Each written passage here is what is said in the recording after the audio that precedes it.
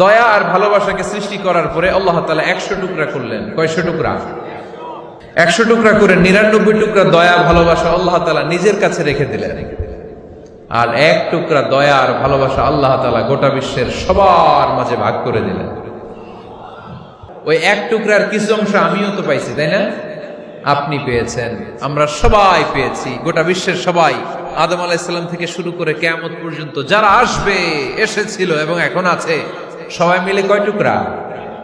ওনার কাছে কয় টুকরা? কিন্তু এই 1 টুকরা যে আমরা সবাই ভাগে যোগে পাইলাম, আমাদের ভালোবাসার নমুনা দেখছেন?